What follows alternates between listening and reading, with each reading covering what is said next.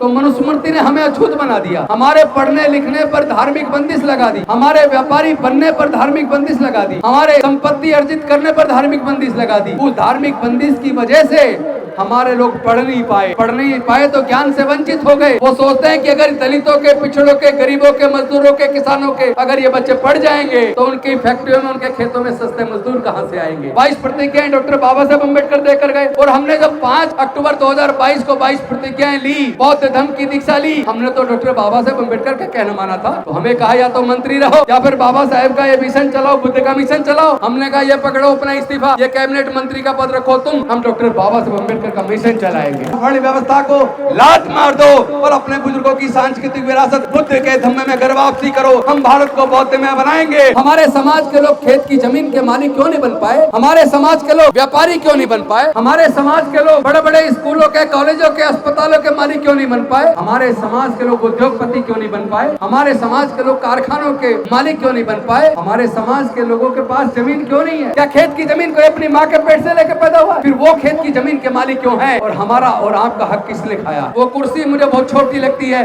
जब मैं अपने समाज के बीच जाता हूँ, समाज के दुख दर्द को समझता हूँ, भाइयों के साथ बैठता हूँ, उनके साथ दुख दर्द की चर्चा करता हूँ, उनके जब हक अधिकार की लड़ाई लड़ता हूँ तो मुझे गौरव की अनुभूति होती है।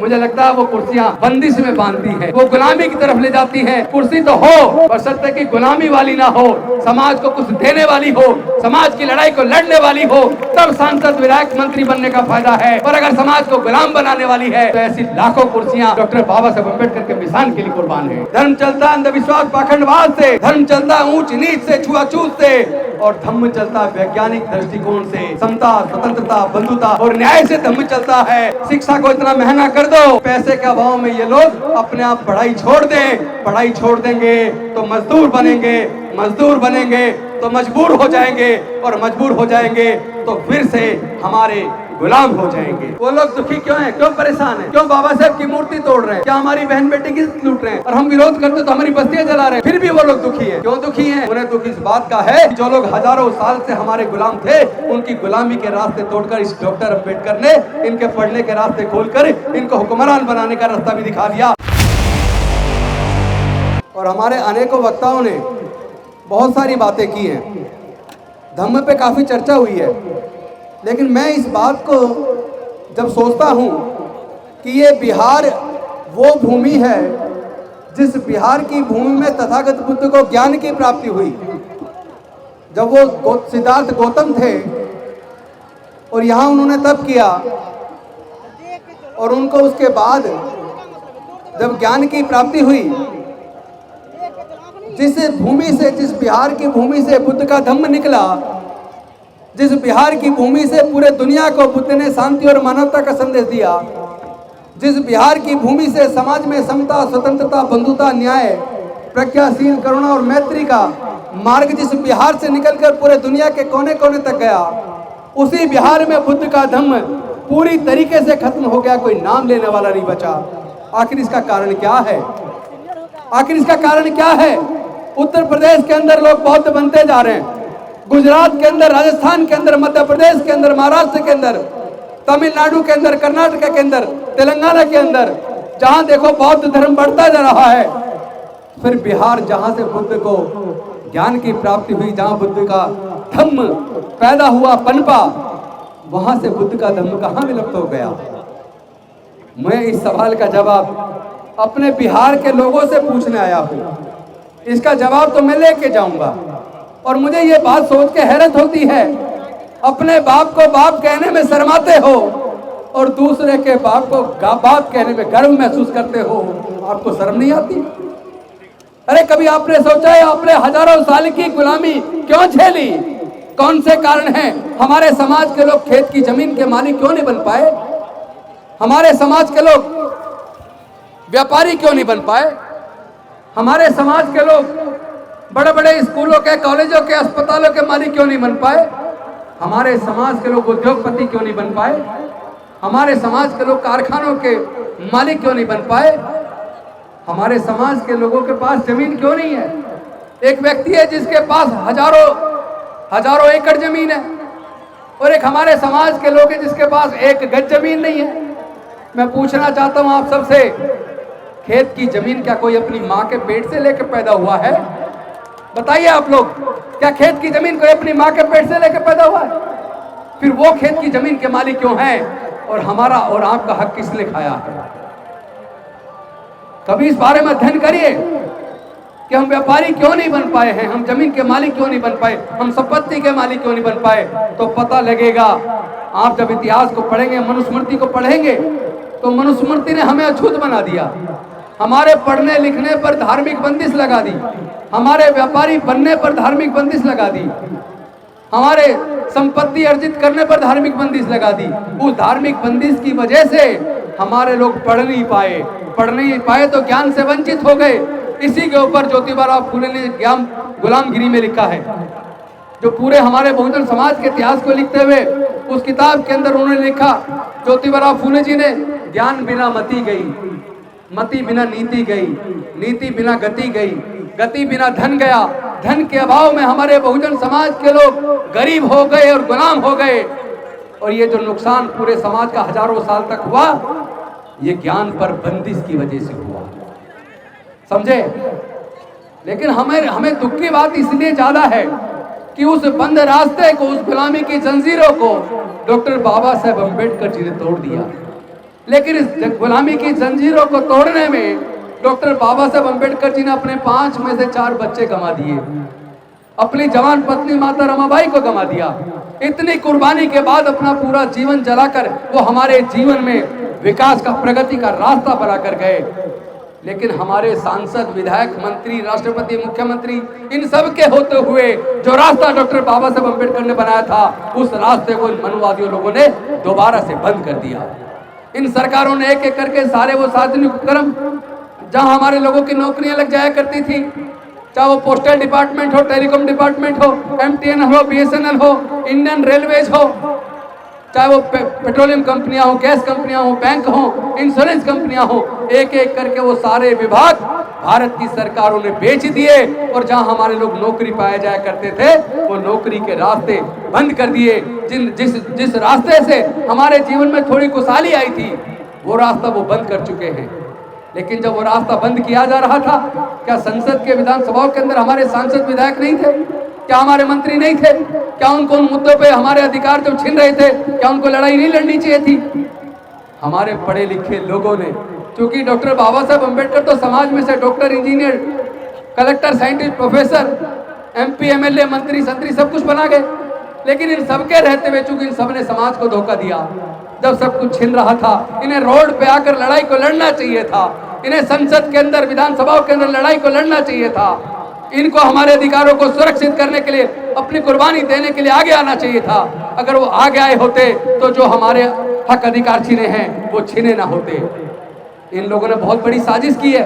जैसा चौधरी साहब बता रहे थे, आप सब जानते हैं कि पहले हमने तो इस बात का सर्वे किया है कि सुप्रीम कोर्ट के अंदर जो जज हैं, हाई कोर्ट के अंदर जो जज हैं, जो देश के सीनियर डॉक्टर हैं, सीनियर इंजीनियर है, सीनियर साइंटिस्ट है, सीनियर प्रोफेसर है, सीनियर ब्यूरोक्रेट्स हैं, वो सरकारी स्कूल से पढ़े हैं या प्राइवेट से पढ़े हैं। तो सर्वे में निकल के आया 98% सीनियर जजेज, senior engineer, senior doctor, senior professor, ये सब सरकारी स्कूल से पढ़े हैं। इसका मतलब सरकारी स्कूल में पढ़ाई अच्छी थी। फिर क्या कारण है कि धीरे धीरे प्राइवेट स्कूल खुलते चले गए और सरकारी स्कूल बंद होते चले गए। और प्राइवेट स्कूल में इतनी ज़्यादा फीस का खर्चा है कि 2 बच्चों को अगर सरकारी स्कूल छोड़ के प्राइवेट में पढ़ाना पड़ जाए तो जितना हमारा पूरा परिवार कमा के लाता है, 2 बच्चों की प्राइवेट स्कूल की पढ़ाई में खर्च हो जाएगा। पैसे के अभाव में हमारे लोग मजबूरी में अपने बच्चों को सरकारी स्कूल में पढ़ाते हैं। सरकारी स्कूलों को उन्होंने तबाह कर दिया। जहाँ 100 टीचर चाहिए वहाँ 20-25 टीचर है। जब टीचर ही नहीं होंगे तो बच्चे पढ़ेंगे कैसे? वो एक्चुअली आपके बच्चों को पढ़ाना नहीं चाहते। वो सोचते हैं कि अगर दलितों के, पिछड़ों के, गरीबों के, मजदूरों के, किसानों के अगर ये बच्चे पढ़ जाएंगे तो उनकी फैक्ट्रियों में, उनके खेतों में सस्ते मजदूर कहाँ से आएंगे? उन्हें सस्ते मजदूर चाहिए। वो हमारे समाज के बच्चों को सस्ते मजदूर के रूप में पैदा करना चाहते हैं। इसलिए हमें इस लड़ाई को लड़ना पड़ेगा और ये रास्ता बुद्ध के धम्म से निकलता है। बेशक बुद्ध ने शांति और मानवता का संदेश दिया। जब शांति और मानवता का संदेश देने की बात आए, जब समाज को जोड़ने की बात आए, जब देश को आगे ले जाने की बात आए तो हम हाथ जोड़कर बात करेंगे। लेकिन हमारी बहन बेटी की तरफ आंख दिखाएंगे तो हम हाथ मरोड़ने का भी काम करेंगे। झुकना नहीं है, ना झुकना है, ना डरना है, ना बिकना है, लड़ाई को लड़ना है। ये न्याय की लड़ाई है। जब मैंने बौद्ध धर्म की दीक्षा ली, अब से सही 2 साल पहले 5 अक्टूबर 2022 को, मैं आपसे पूछना चाहता हूं, ये बात तो डॉक्टर बाबा साहब ने कहा था मैं भारत को बौद्ध में करूंगा। 22 प्रतिज्ञाएं डॉक्टर बाबा साहब अम्बेडकर देकर गए, और हमने जब 5 अक्टूबर 2022 को 22 प्रतिज्ञाएं ली, बौद्ध धर्म की दीक्षा ली, हमने तो डॉक्टर बाबा साहब अम्बेडकर का कहना माना था। तो हमें कहा या तो मंत्री रहो या फिर बाबा साहब का ये मिशन चलाओ, बुद्ध का मिशन चलाओ। हमने कहा ये पकड़ो अपना इस्तीफा, ये कैबिनेट मंत्री का पद रखो तुम, हम डॉक्टर बाबा साहब अम्बेडकर का मिशन चलाएंगे। यकीन मानिए, मन इतना प्रफुल्लित है, वो कुर्सी मुझे बहुत छोटी लगती है। जब मैं अपने समाज के बीच जाता हूँ, समाज के दुख दर्द को समझता हूँ, भाइयों के साथ बैठता हूँ, उनके साथ दुख दर्द की चर्चा करता हूँ, उनके जब हक अधिकार की लड़ाई लड़ता हूँ, तो मुझे गौरव की अनुभूति होती है। मुझे लगता है वो कुर्सियाँ बंदिश में बांधती है, वो गुलामी की तरफ ले जाती है। कुर्सी तो हो, बशर्ते कि गुलामी वाली ना हो, समाज को कुछ देने वाली हो, समाज की लड़ाई को लड़ने वाली हो, तब सांसद विधायक मंत्री बनने का फायदा है। और अगर समाज को गुलाम बनाने वाली है, तो ऐसी लाखों कुर्सियां डॉक्टर बाबा साहब अम्बेडकर के मिशन के लिए कुर्बान है। मैं आपसे पूछना चाहता हूं, अगर आपके सामने पीने का पानी दिया जाए, तो आप बिना हिचक के उस पानी को पिएंगे कि नहीं पिएंगे? पिएंगे ना। लेकिन अगर आप ही के सामने उस पानी में नीचे से मिट्टी उठा के मिला दी जाए, तो क्या आप गंदा पानी पिएंगे? नहीं पिएंगे ना। तो ये जो पानी आप पी रहे हैं, जिसमें गंदी मिट्टी रूपी अंधविश्वास पाखंडवाद मिला हुआ है, जिसमें आपके हजारों साल की कुर्बानी मिली हुई है, जिसमें आपके बुजुर्गों का खून मिला हुआ है, उस पानी को आप क्यों पीते हो? ऐसे अंधविश्वास पाखंडवाद वाली इस सामाजिक व्यवस्था, वर्ण व्यवस्था को लात मार दो और अपने बुजुर्गों की सांस्कृतिक विरासत बुद्ध के धम्म में घर वापसी करो। हम भारत को बौद्ध में बनाएंगे। बौद्ध का मतलब धर्म से नहीं है, बौद्ध का मतलब धम्म से है, और धम्म में और धर्म में बहुत बड़ा अंतर है। धर्म चलता है धर्म शास्त्र से, धर्म चलता है अंधविश्वास पाखंडवाद से, धर्म चलता है ऊंच नीच से, छुआछूत से, और धम्म चलता है वैज्ञानिक दृष्टिकोण से, समता, स्वतंत्रता, बंधुता और न्याय से धम्म चलता है। हम धम्म के रास्ते पे चलेंगे, सबको बराबर का अधिकार देंगे, बहन बेटी की इज्जत करेंगे, अपने भाइयों के साथ कंधे से कंधा मिलाकर समता, स्वतंत्रता, बंधुता और न्याय की लड़ाई को लड़ेंगे। हमें अब गुलामी दोबारा स्वीकार नहीं है। लेकिन उन्होंने एक तरफ ये महंगाई बढ़ती जा रही है, खेत की जमीन हमारे पास है नहीं, नौकरियां इन्होंने हमारी छीन ली है, पढ़ाई इतनी महंगी कर दी। अगर आपका बच्चा इंजीनियरिंग में चला जाए, लॉ में चला जाए, मेडिकल में चला जाए, मैनेजमेंट में चला जाए, पहले बात तो यह है कि 12वीं के बाद उसे कोचिंग लेनी है। उसके लिए एंट्रेंस एग्जाम पास करने के लिए 2-3 लाख रुपए कोचिंग पे खर्च करेगा। उसके बाद अगर वो एग्जाम पास कर ले, अब उसका एडमिशन इंजीनियरिंग के लिए ऑफर हो रहा है, लॉ के लिए ऑफर हो रहा है NLU से, तो उसको कम से कम एक डिग्री करने के लिए 15 से 20 लाख रुपया चाहिए। मैं आपसे पूछना चाहता हूं, क्या SC, ST, OBC, माइनॉरिटी 98-99% लोग ऐसे हैं, क्या वो लोग 15-20 लाख रुपए का खर्चा एक डिग्री कराने का, इंजीनियरिंग की डिग्री, मेडिकल की डिग्री, लॉ की डिग्री, मैनेजमेंट की डिग्री कराने का क्या 15-20 लाख का खर्च उठा सकते हैं? क्या नहीं उठा सकते ना। इसका मतलब उन्होंने दूसरे तरीके से काम लिया। शिक्षा को इतना महंगा कर दो कि पैसे के अभाव में ये लोग अपने आप पढ़ाई छोड़ दें। पढ़ाई छोड़ देंगे तो मजदूर बनेंगे, मजदूर बनेंगे तो मजबूर हो जाएंगे, और मजबूर हो जाएंगे तो फिर से हमारे गुलाम हो जाएंगे। ये साजिश है, इस साजिश को समझना पड़ेगा। हम लोग तो शांति और मानवता का संदेश देने वाले लोग हैं, हम तो तथागत बुद्ध के धम्म को मानने वाले लोग हैं, लेकिन फिर भी हमारे चेहरे पे खुशी है। हम किसी की हकमारी नहीं करते, किसी का शोषण नहीं करते, किसी का उत्पीड़न नहीं करते, और मेहनत से कमा के खाते हैं। हमारे चेहरे पे शांति नजर आती है, खुशहाली नजर आती है। लेकिन वो लोग दुखी क्यों हैं? वो लोग दुखी क्यों हैं? क्यों परेशान हैं? क्यों बाबा साहब की मूर्ति तोड़ रहे हैं? क्या हमारी बहन बेटी की लूट रहे हैं? और हम विरोध करते तो हमारी बस्तियां जला रहे हैं, फिर भी वो लोग दुखी हैं। क्यों दुखी हैं? उन्हें दुख इस बात का है कि जो लोग हजारों साल से हमारे गुलाम थे, उनकी गुलामी के रास्ते तोड़कर इस डॉक्टर अंबेडकर ने इनके पढ़ने के रास्ते खोलकर इनको हुक्मरान बनाने का रास्ता भी दिखा दिया। इनको जज, engineer, doctor, collector, scientist, professor बनने का रास्ता बना दिया। इसलिए वो डॉक्टर बाबा साहब अंबेडकर से चिढ़ते हैं, इसलिए बाबा साहब अंबेडकर की मूर्ति को तोड़ते हैं। लेकिन मैं कहना चाहता हूँ, आप डॉक्टर बाबा साहब अंबेडकर की मूर्ति तो तोड़ दोगे, बाबा साहब अंबेडकर के विचार को कैसे मारोगे? ये विचार तो फैलेगा, इसे दुनिया की कोई ताकत रोक नहीं सकती, बल्कि पूरे दुनिया में तथागत बुद्ध का धम्म फैलने वाला है और बाबा साहब अम्बेडकर का विचार फैलने वाला है। उसी विचार से हम लोग आगे बढ़ेंगे। निश्चित तौर पर हम अपने बच्चों के हक अधिकार की लड़ाई को लड़ेंगे। हम अपने बच्चों को दोबारा गुलाम नहीं बनने देंगे, इस संकल्प के साथ कि हम अपने बुजुर्गों की सांस्कृतिक विरासत में बुद्ध के धम्म में घर वापसी करेंगे और इस गुलामी वाले जीवन को, ऊंच नीच छुआछूत वाले जीवन को, जाति और वर्ण वाले जीवन को त्याग कर हम बौद्ध बनेंगे। इन्हीं शब्दों के साथ कि आप मेरी बात को समझेंगे और उसको आचरण में लाएंगे। बुद्ध के विचार को केवल 22 प्रतिज्ञाओं से काम नहीं चलेगा, दीक्षा से काम नहीं चलेगा, आचरण में उतारना पड़ेगा।